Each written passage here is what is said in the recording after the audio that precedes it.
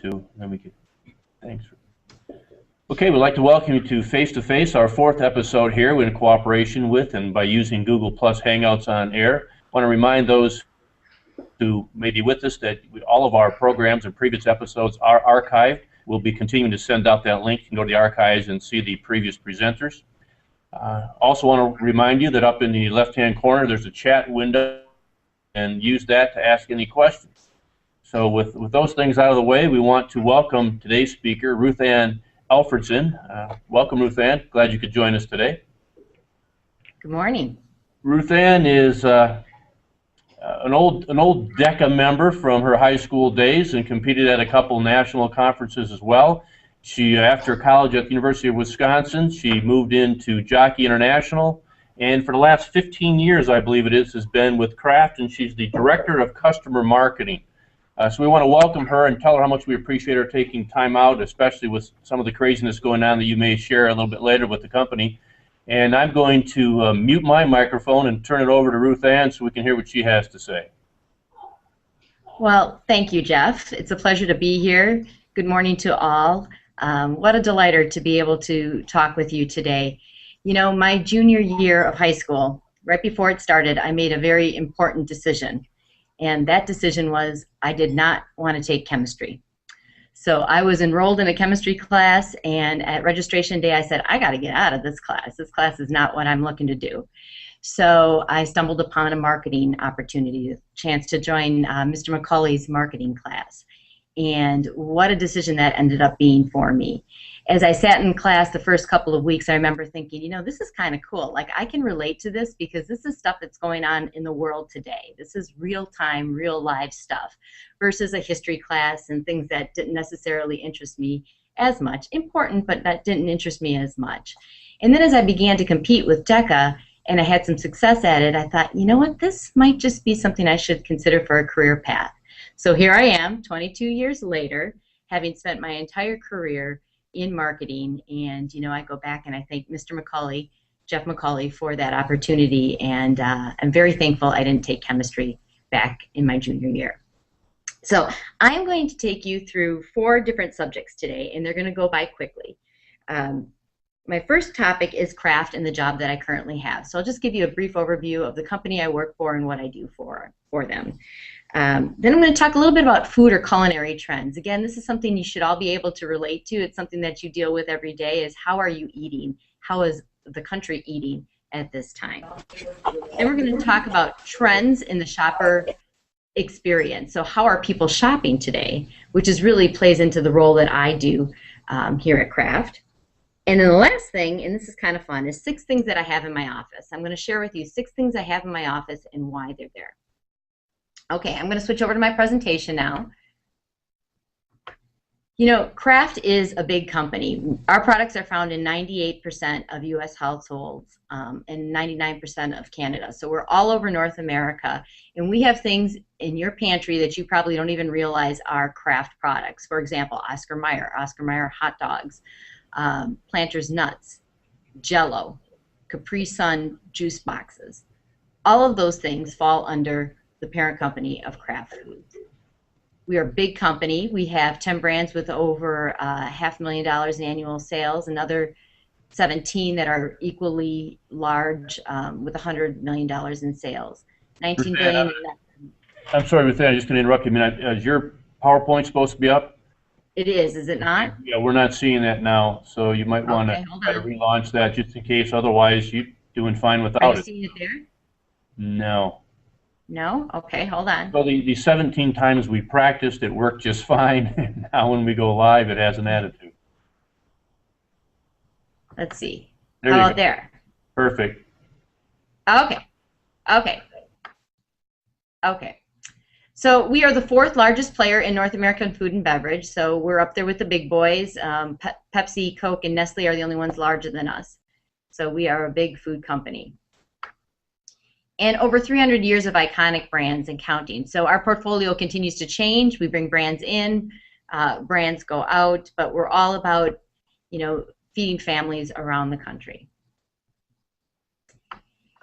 And our values. You know, I put this slide in there just to reflect that you got to work for a company that you align with the values and the missions of that company. So as we look at how we work around here, we win together. We try to keep things simple. I would argue that one a little bit sometimes. We inspire trust, and we make some tough choices. But together, you know, we move this company forward, and these are values that we all align with. And then we do a lot for the community as well. And, you know, it makes me feel good that I work here because this is a good, strong company, treats its people well, treats the community in which we operate well as well. Ruthann, I'm going to interrupt So what you is, again. I'm sorry, I'm going to interrupt you again. It's not progressing past your 300 years of iconic brands. So just keep in mind that we're not seeing what you are necessarily when you communicate this with us. It went to switch right away again there. So if you want to try it again, maybe it will, but it's not always forwarding. We had this situation along with Org Audio with his as well. So it's nothing you're doing. There seems to be a glitch somewhere with G Plus here. So we're on our community now. That's what we're seeing. Okay, that's good. That's the last one. Okay, I just switched. Did you see? Are you seeing a new slide? It's still on the our community one, so I'm not sure why it's not following there. Now it went to the customer. Maybe it's just a little slow lag on this one.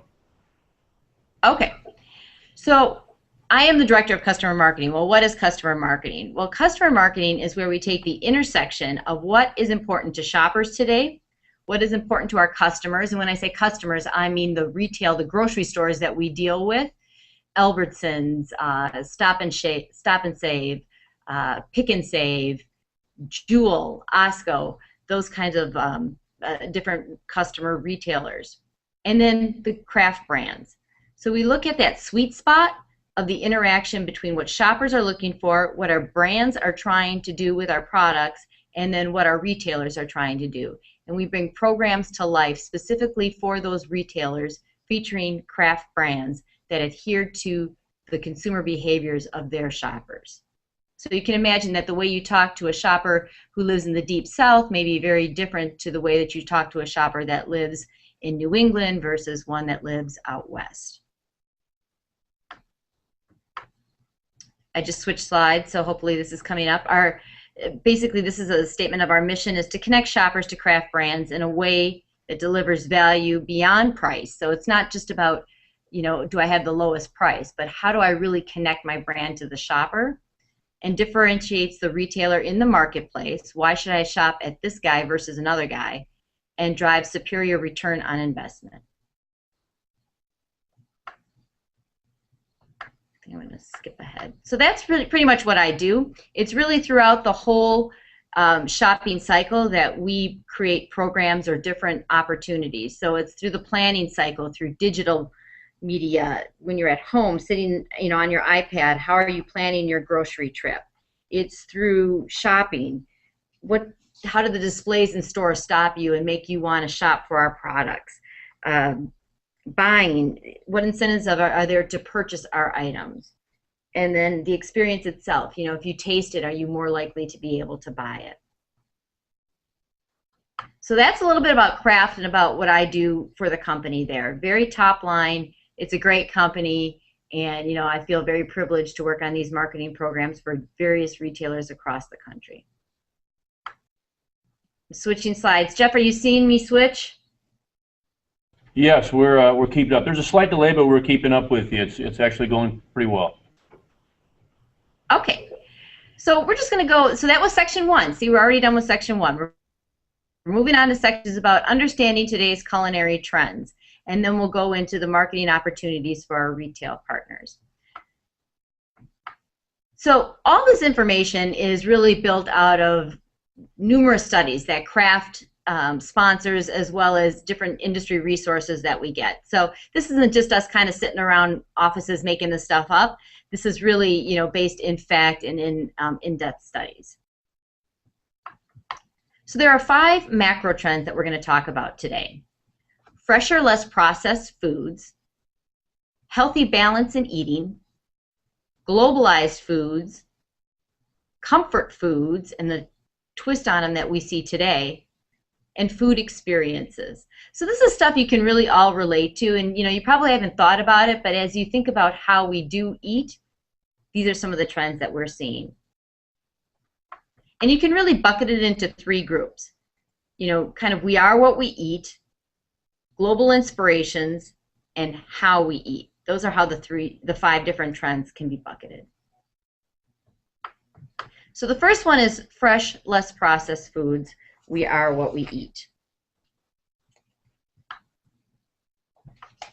This trend is about keeping ingredient lines very simple, about shoppers being very savvy and wanting to know what's in their food, more so now than ever.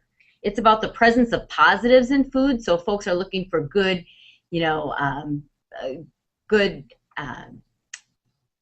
nutrients and vitamins in food, but they're also looking for the absence of negatives. So they don't want to see high fructose corn syrup. They don't want to see a bunch of words that they can't pronounce on a label. Up until a week ago, Triscuit crackers were part of the Kraft portfolio. And Triscuit is made out of 3 simple ingredients. It's wheat, it's oil, and it's salt. And when a shopper looks at the back of that package, they can feel very good that they understand exactly what's in that product. So the trend toward very simple ingredient lines and understanding and knowing what you're eating and having less preservatives and more positives in your food is very much an ongoing trend.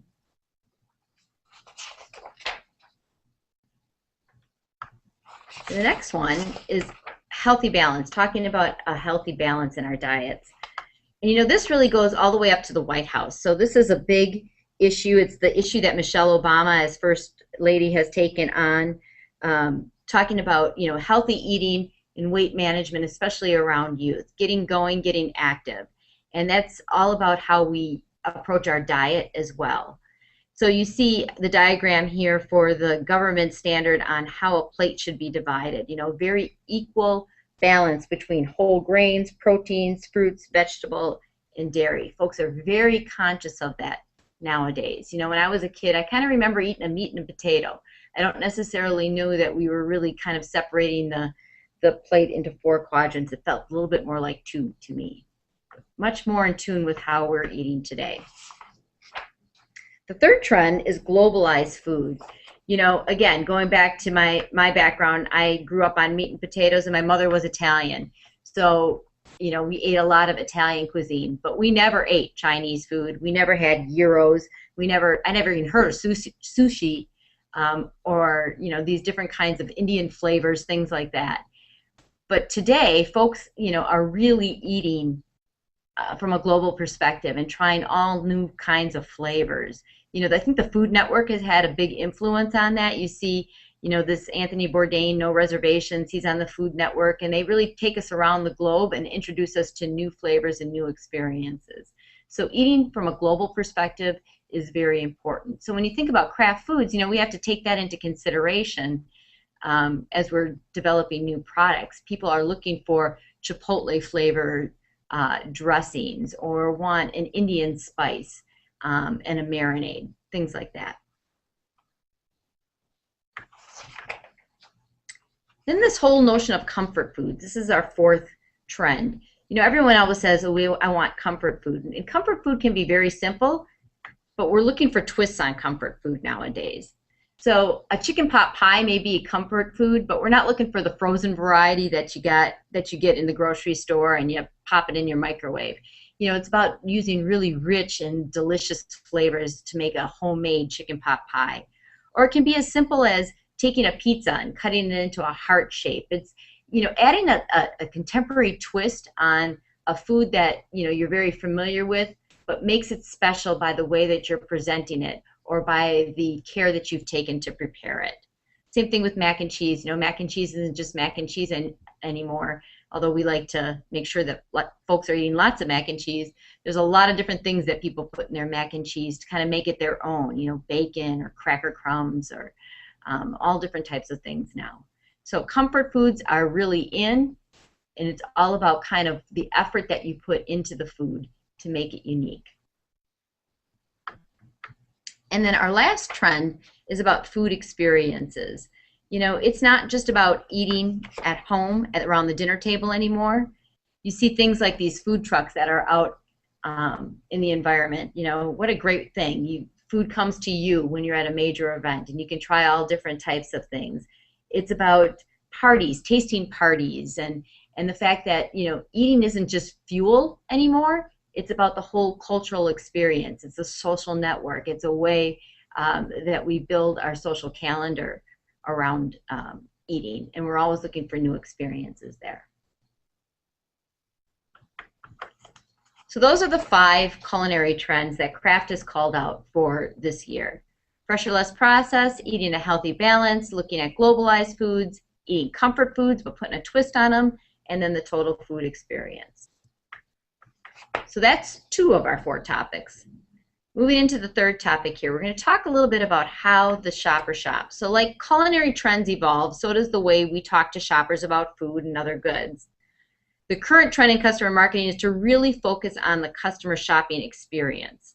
So things like merchandising around a customer need, building a community where customers or shoppers are talking about your product in your environment where they are shopping, and then engaging all the senses in the shopping experience. Lastly, we're going to just talk about 2 shopper groups that have really popped up with new importance. So merchandising around the store. You know, different merchandisers beyond food are really taking different approaches to merchandising the store. So for example, H-E-B is a grocery store that's found down in the South, and they have a men's only aisle for personal care products. So, you know, how different is that? You haven't seen that in the past, where it's just all about men, making it very easy for men to find the products that they need. Duane Reade is a drugstore, and instead of having their aisles designated, you know, as toiletries and food and cosmetics, they have their aisles labeled as how I look, how I feel, and what I need. Very different approach, really trying to get in the consumer's mindset on how they're shopping. Old Navy, in some areas, is testing putting up these dressing room pods. So as you're standing next to a rack of clothes, there's a pod right there where you can just jump in and try the item on. You don't have to go to the back of the store, wait in line for a number, go into the dressing room. These pods are all over the store. You try it on, helps you save time, encourages you to try the clothes on, take a chance, and get out of the store quickly. And then Walgreens is also kind of resetting the store. It's not just your neighborhood drugstore anymore. They are doing things like food tastings, wine tastings, very different than what you know the old Walgreens to be.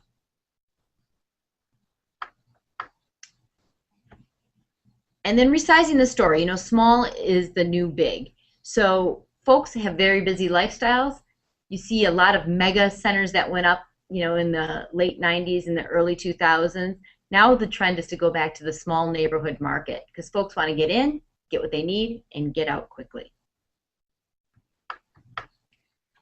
Another way that stores are merchandising around customer needs is to really look at address a specific mission that a shopper has. So if I'm looking for dinner tonight, you know, there are a lot of grocery store retailers, and we work on a lot of these programs here at Kraft, where you can walk into the grocery store and pick up everything you need, a recipe card and all the ingredients, and walk out of the store quickly with everything you need to make a homemade meal.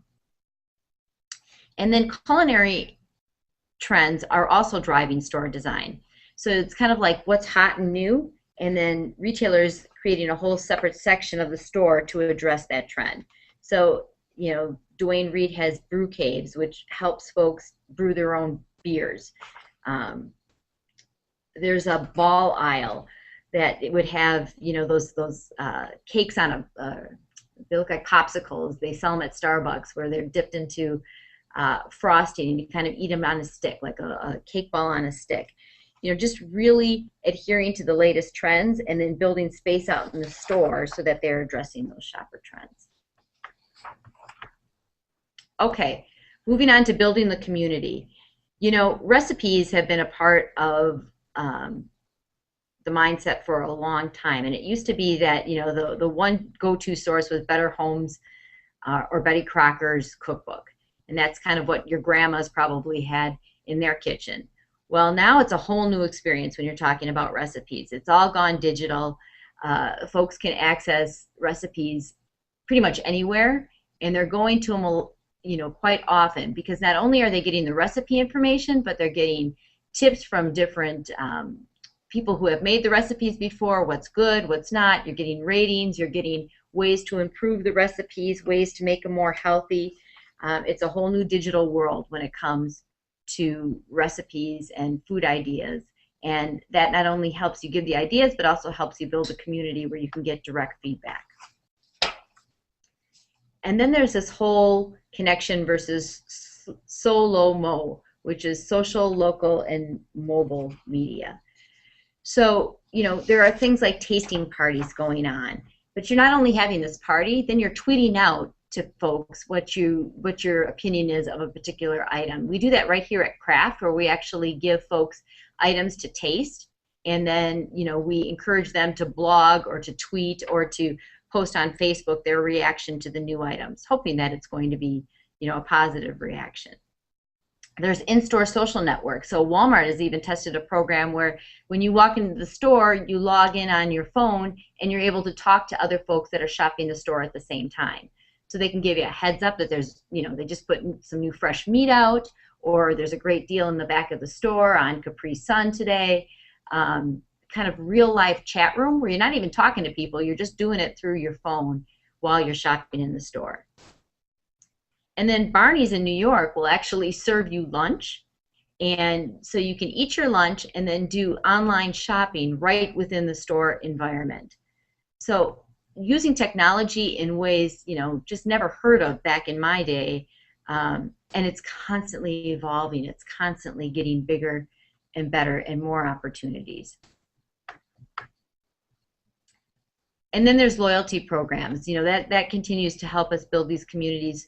Loyalty programs are a way where manufacturers like Kraft or a retailer can really target their shoppers. So, we know a lot about who's buying our products these days, and you can target back messages specifically to them to make sure that they are, staying loyal to your products. Whole new day and age. It used to be you put a television commercial on, you maybe put an ad in a magazine, and you hope you hit the right people. Nowadays, you're hitting the right people. You're hitting those most loyal consumers. Or you may be going after somebody else's consumers and saying, hey, if you like, this General Mills product, Kraft has one that's even better than that.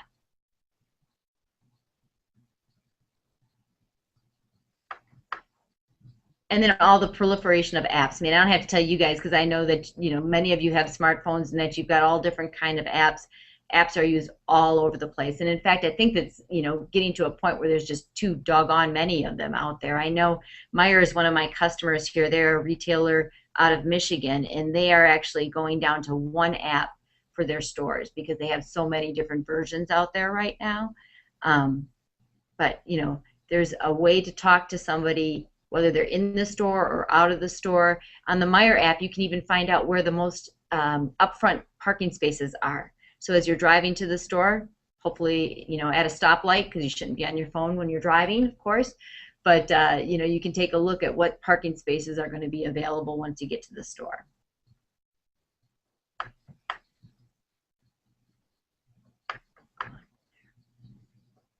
The next area is really talking about, this authentic connection, like using the senses to delight and to inspire shoppers. So more than ever, people want to be inspired in a number of different ways.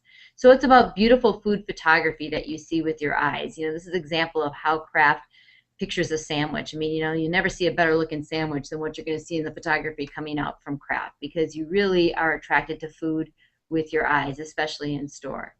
But then there's that whole element of taste. Folks really want to taste it. We do more tasting, sampling. It's very expensive and it's very inefficient from a return on investment standpoint, but it's a necessity because folks really want to taste an item before they're willing to buy it.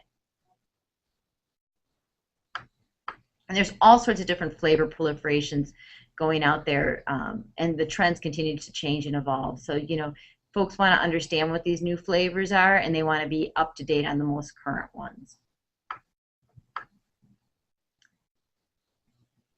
And then there's this authentic connection aspect where you can talk to people that you really trust.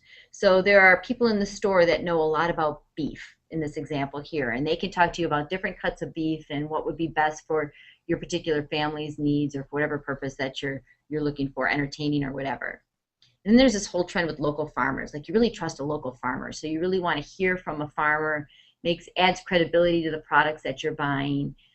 You want to understand that you're buying local and that you're not, purchasing from across the miles, something that's been shipped all over the place. And really have that, what you feel like is that authentic connection to your area, to your grocery store. And that's another area that we work on. So we'll work on promotions with local farmers to talk about the produce and how craft can be an enhancer to the produce. Or we'll, get a recommendation from the meat board to have A1 as part of, a meal plan to serve with beef. Last couple slides, just talking about two new audiences that have really come into play. At Craft for years, and I still catch myself doing it, we always talked about mom. We always talked about talking to mom because mom did all the grocery shopping, mom did all the cooking. Well, that day and age is changing. We actually have, different generations and the way that different generations are approaching the shopping experience. So millennials, this is the generation right ahead of you, the one that you're moving into. And these are, folks that are really technically savvy, that use that social media that we're talking about, that are very smart. They want to do smart shopping. They don't want to feel like, they're ever being taken advantage of. They want to feel like they're making the wise choices. And they're very responsive. You folks are very responsive. I have teenage girls and, they're constantly texting. And they expect a response immediately. When I work, the way I would work in the past has been that if somebody would send me an email or somebody would, ask me a question, I would have a thoughtful answer before I would respond back. But that's kind of a different approach these days. These days you're expected to respond back immediately, even if it is to say, I'll get back to you soon. So kind of this immediate response kind of thing, and not being able to fool folks, to have to be very smart and savvy because they take pride in being smart and savvy is a big deal. And it's a whole new audience, and it makes us approach how we're marketing to folks differently. Again, they really want to taste things. They want to make sure that that they're experiencing things before they buy, and they're connected in a very different way, as we talked about with mobile media. The last area I want to talk about is just guys. So, when I grew up, my mother did all the grocery shopping. In my household, my husband and I probably split it 50-50. It's shifting times for men, where men are really engaging more in the shopping process as well as the cooking process. So we don't just talk to mom around here anymore. We're talking to the person in the household who's cooking, the person in the household who is shopping, because very often it could be a man. And men and women differ in their approach to shopping. So, for a man, it's kind of fun to go grocery shopping. It's kind of a chore that they don't necessarily mind doing. For a woman, it's kind of it's considered more of a chore. Men kind of do it on the fly. They feel like they need to go get something, they'll just run out and grab it. Women do a lot of pre-planning. Men are willing to experiment more with food. Women are really more inclined to stick to the rules. It's all about kind of pleasing the family. Whereas men are really worried kind of about pleasing themselves first, like I'll make something and if I like it, I hope the family likes it too. Mom is really kind of more concerned about pleasing the entire family. She takes the reward out of making others happy. Guy will say, if it doesn't taste good, I'll still eat it. And she says, if it doesn't taste good, I'm not a good cook. It's kind of like, a blow to her ego. So just summing up, when we think about how we're going to market to all these different folks, we have to think about, how might we use a multisensory approach, because that's the way folks are shopping. How do we delight millennials? How do we talk to them when their media is so fragmented, when they're on so many different forms of media? How do we create a community for our customers? How do we get people talking, blogging about our products, about our recipes? How do we welcome men into, what we have been traditionally talking only to mom to? And then how do we meet the specific needs of our customers? So what are the customers trying to do? What are their strategic approaches, and how can craft help them achieve those goals? So that is section 3. I'm going to switch back over now, and I'm going to be, let's see, can you see me now? We can. Are you seeing me now? Yes. I'm seeing me. Yes. Apparently you're not hearing me, though. No, I'm not. I'm sorry. Were you stopping me? No, no, you're good. I just we do see you now. The slides down. Um, do have a good question from Tom, but I'm not sure if you've lost the audio feed over there or not. I Uh, can hear you. okay. Tom was asking because you had mentioned earlier in there about how your customer is really the retailer, but obviously there's some ultimate consumer that goes on well also from Kraft. So how does Kraft break down those two approaches, the effort in marketing towards the retailer versus the effort in making sure that they market as well or help the retailer market to the final consumer? Yeah, so we do it's two separate functions, quite honestly.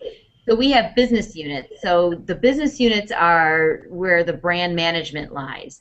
And as part of the brand management process, that's the whole consumer piece. So that's the advertising piece that you'll see, the broad national promotions, really building the brand's equity and what it stands for with the consumer, the person that's ultimately going to, eat the product or serve it to their family. From a shopper perspective, we're really talking to the customers. We're really engaging with the customers. We are part of sales, whereas, the other end of marketing is really part of the whole brand management element. How how much do you use social media, and how do you go beyond just throw up a Facebook page and get likes? I mean, how do you really do you measure ROI? Do you generate sales from it, or is that um, more because you have to be there type thing? Yeah, it's funny. I'm going to a seminar next week that's going to talk specifically on that subject, is how do you measure the impact of social media? It's so big for us now. We do Facebook pages. Our brands have several different Facebook pages. When we run a national promotion, like we did a promotion around Huddle to Fight Hunger, which was a tie with football and, tailgating parties, and then we gave back to Feeding America. That was all over social media. But it's very, very hard to measure.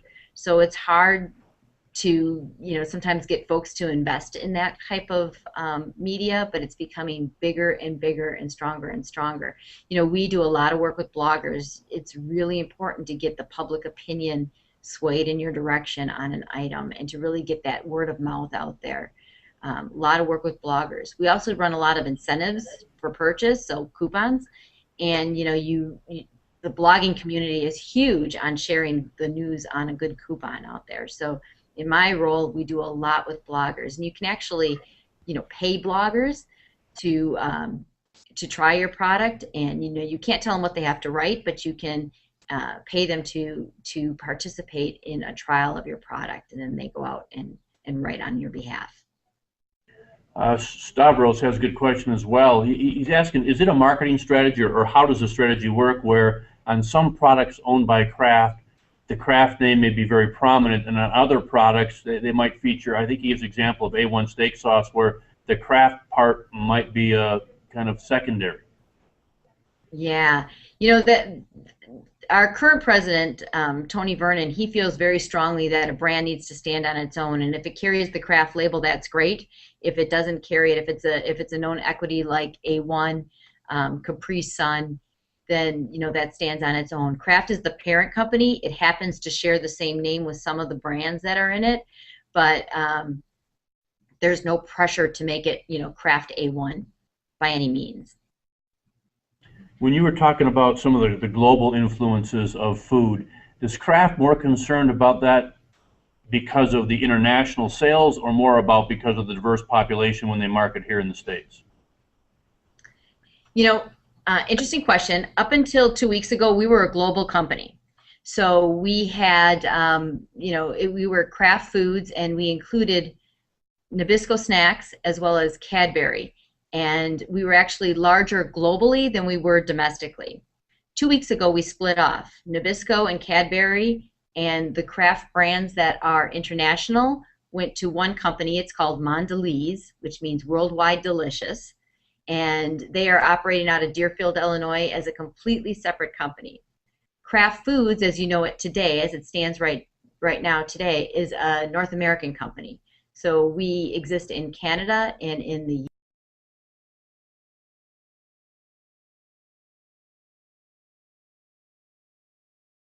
Another quick question. When you talked about loyalty programs giving you a lot of information, giving you information about your customers, etc., was there anything, what were some of the surprising finds, something that you might not have ever realized that you not have that kind of data management coming in and giving you that information?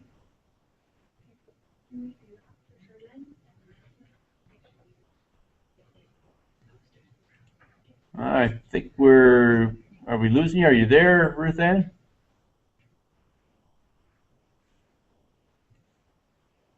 I think we've lost you. Can you hear me, Ruthann? I think we've lost our connection there with her. Can you hear me now? There we go. Yeah. Can you hear me now? I can. Did you catch that last Oh, question? okay. Okay. Did you catch that Yeah, question? the loyalty question Yes. on loyalty. Yes. Yeah, we learn all the time things we thought we knew may not necessarily be true. So we think that, we own the market in shredded cheese in Michigan. And it may come back that, there's a big player that's coming in that's taking a lot of your share away. Or we think that our most valued shoppers, the ones that are shopping craft the most, are buying a particular brand, when in effect, they may be buying another brand. So all these kind of data sources help us to know, what's happening with our business, and then helps us address, what the need may be going forward. So we may think, we got a great item that we should be promoting for Super Bowl, and we may be able to determine that our customer's not winning at Super Bowl when it comes to Miracle Whip. So we may build a promotion directly around it, and we got that information that the customer's not winning through the data, and we're able to go back in and build a promotion directly around that and then target the most loyal consumers. A couple more questions from Stavros here. I'm going to take him, just flip-flop in the way he asked them. You had mentioned that one of the craft values was making tough choices. Do you have any examples of what a tough choice that you or the company might have been involved in that's reflected in their values? There's the first thing that came to mind when you asked that question is people.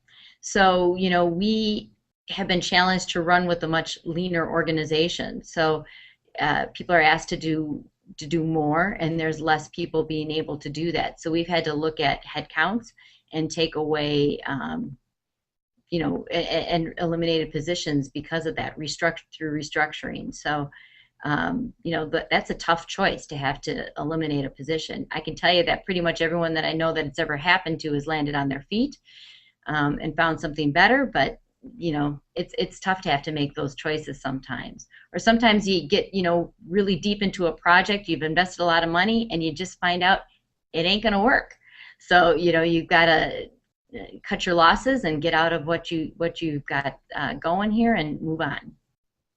He also asked, and I'm going to modify the question a little bit, but he does ask, how do you go from, if you will, a high school marketing student to going into a jockey and a craft, big companies, important positions? And I'd like to add to that, how was that for a female? Is there still issues with the glass ceiling, still issues that females have to worry about?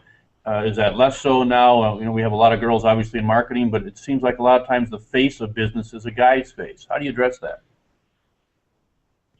I would almost argue opposite these days. I mean, there's so much emphasis on diversity and employment right now. Women are kind of a hot commodity in business right now. So there's a lot of opportunity for women. And, some of my colleagues here would argue too many opportunities compared to, the way it was. It can be difficult if you're a white male at time to get considered for a promotion, because there's just, there's other goals that the company has to be a diversified employer that may prevent that from happening. So, I think I will say personally, as a woman, I think it's difficult at times to have a career and manage your family.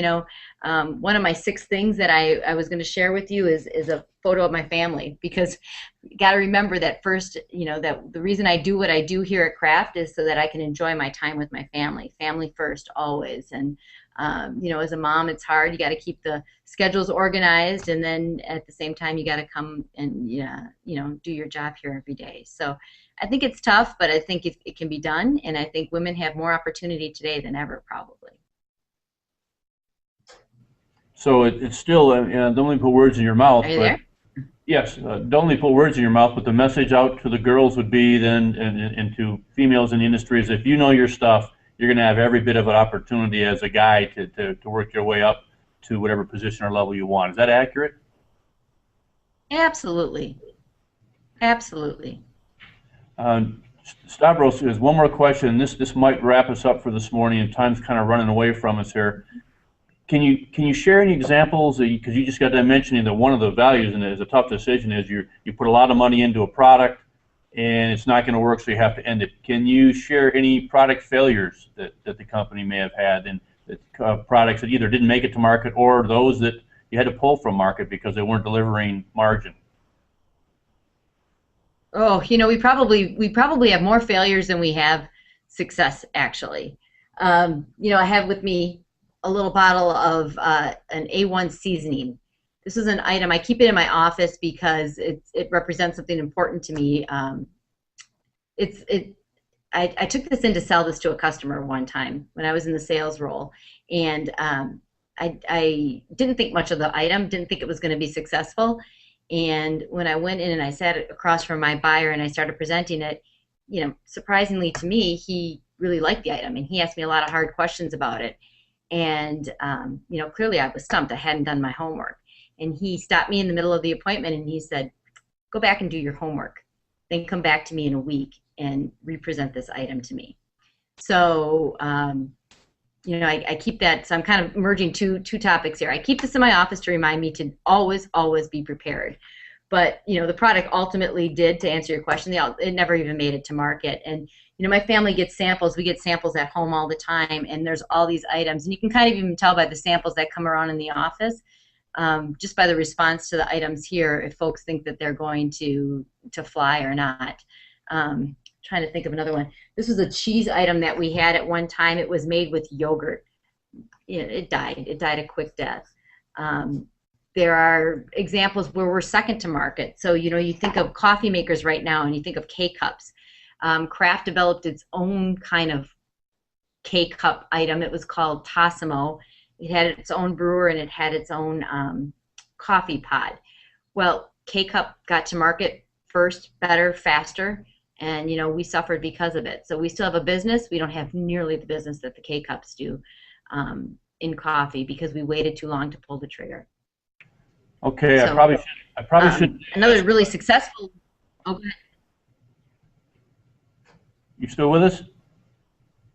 I am. I probably shouldn't do this because time is running a little short, but I need to know the other things that are in your office. Oh, just really quickly.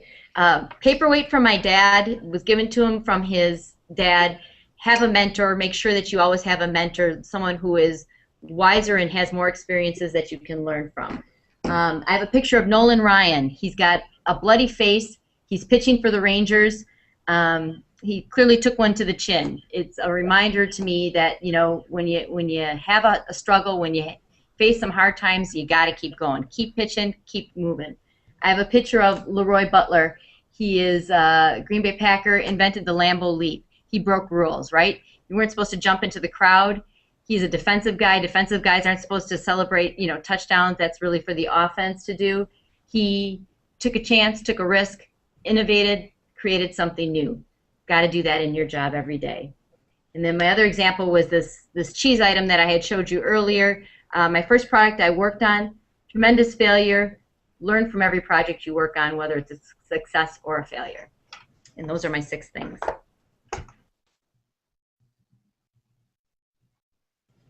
That's great, Ruthann. Once again, I want to thank you for taking the time out. I know with the splitting of the companies, it's been an absolute craziness around your office the last few weeks. We appreciate it. We apologize when you watch the replay. We've had some video issues throughout, but the audio's been great. The information's been great. Oddly enough, we might learn most from the things you have on your desk. So we thank you for taking the time to be our guest on Face-to-Face today, and look forward to hearing more great things from you in the future. Okay. Okay, thank you all. It's a pleasure. Bye-bye now.